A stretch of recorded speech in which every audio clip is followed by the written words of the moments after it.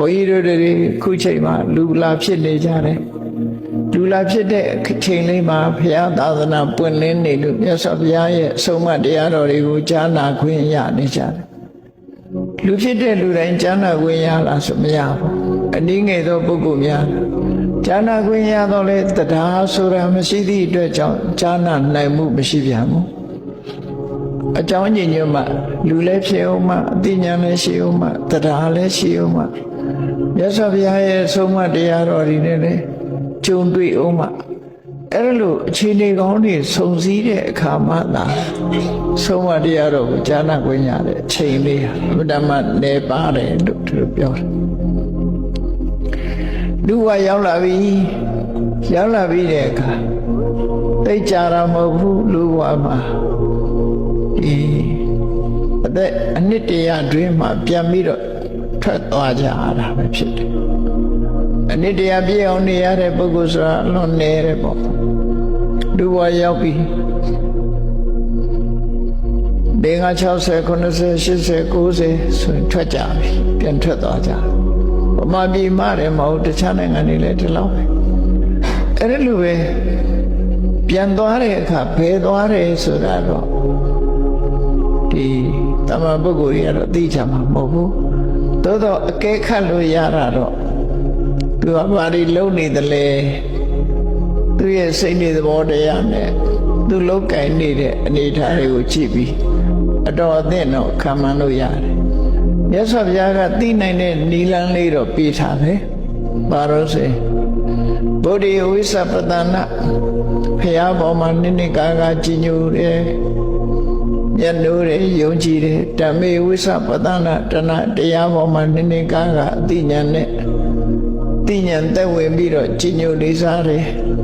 တန်ကြီးအဝိသပတတာတန်ခါပေါ်မှာ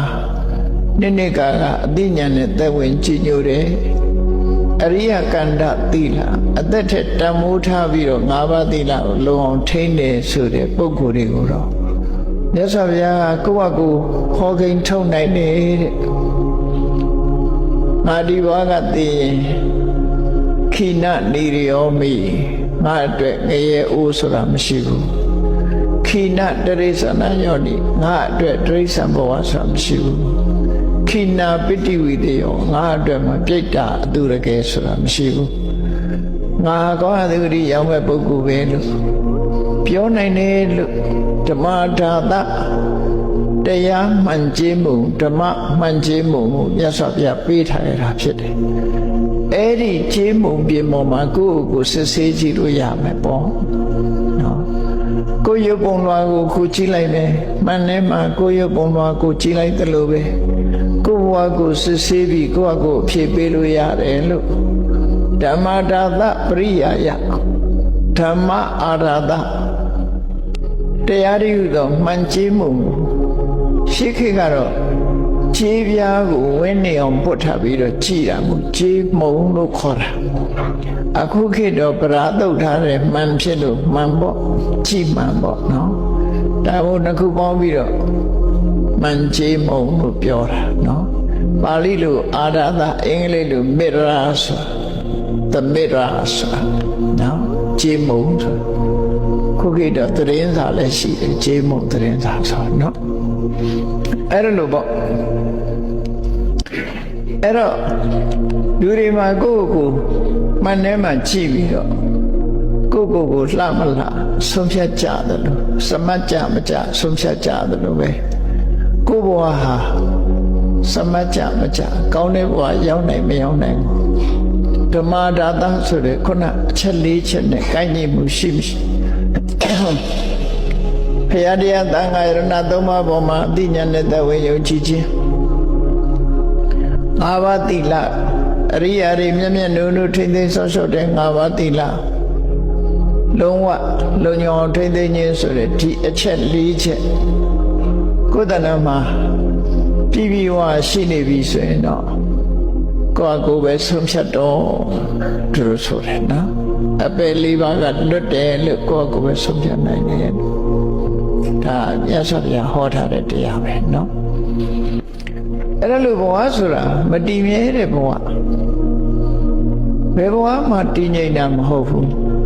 အေးဘဝရောက်လာပြန်တော့လေလူဘဝရောက်တဲ့အခါမှာလဲ